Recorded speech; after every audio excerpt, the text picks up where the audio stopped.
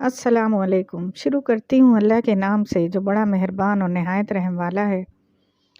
आज जो वज़ीफ़ा मैं आप लोगों के लिए लेकर आई हूँ, वो जुमे के दिन पढ़ने के लिए है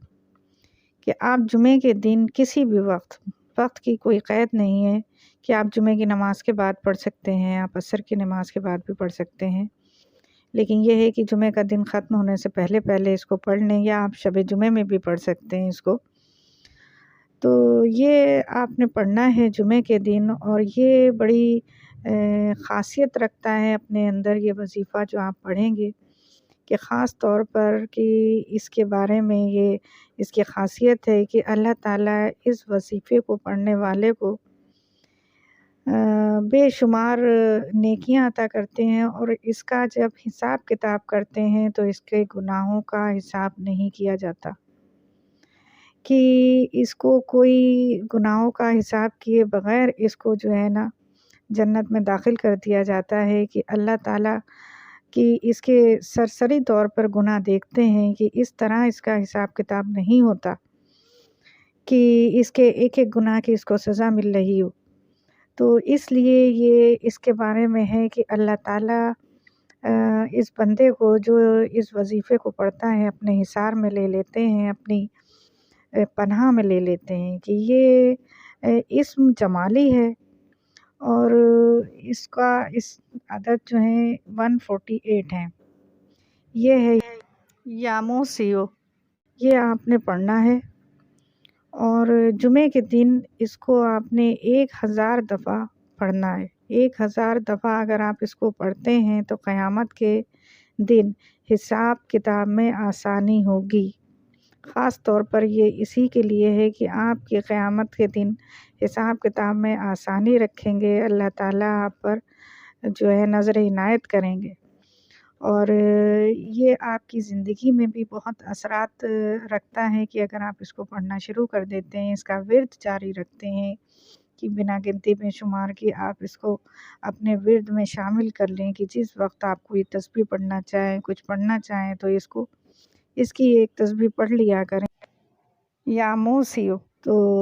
इसकी जो है ना आप जितनी भी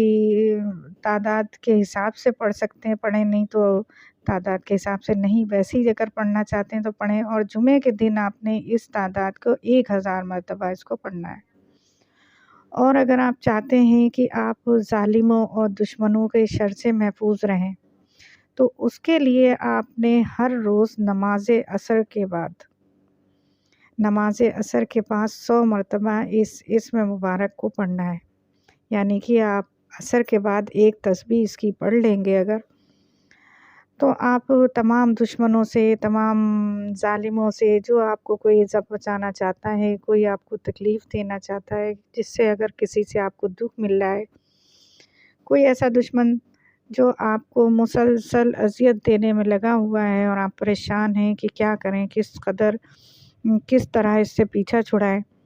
तो आप इसके लिए नमाज़ असर के बाद एक तस्बीह इसकी पढ़ें और इसके अपने दुश्मन के लिए इस तरह दुआ करें कि अल्लाह इस दुश्मन से हमें निजात दे और हमारी जान छुड़ा दे इस शख्स से। अगर आप जानते हैं तो उसका नाम लेकर आप ये दुआ कर सकते हैं और अगर नहीं जानते हैं कि आपके इल्म में नहीं है और आपको कोई ऑफ़िसेस में इस तरह के लोग होते हैं जो परेशान हमें कर रहे होते हैं, हमें उनका पता नहीं होता कि पीठ पीछे कौन ये इस तरह की हरकतें कर रहा है, हमारे दुश्मनी कौन निभा रहा है। बहुत सी जगहों पे इस तरह होता है, एक घर में भी इस तरह होता है कि बज़ाहिर तो लोग हमारे दोस्त होते हैं, लेकिन दुश्मनी तो बड़ी दोस्ती के साथ निभा रहे होते हैं। तो ये है कि ऐसा दुश्मन जिसे आप नहीं जानते, तो उसके लिए भी ये है कि आप अल्लाह ताला से दुआ करें और इसको एक तस्बीह असर के बाद पढ़कर इस तरह दुआ करें कि अल्लाह ताला मैं नहीं जानता कि कौन है जो मेरे साथ दुश्मनी कर रहा है और जो है इस तरह आप दुआ करेंगे तो अल्लाह ताला आपकी दुआओं को ज़रूर कबूल मंज़ूर करने वाले हैं। और बेशक अल्लाह अपने बंदों की दुआओं को रद्द नहीं करते कि जो भी बंदा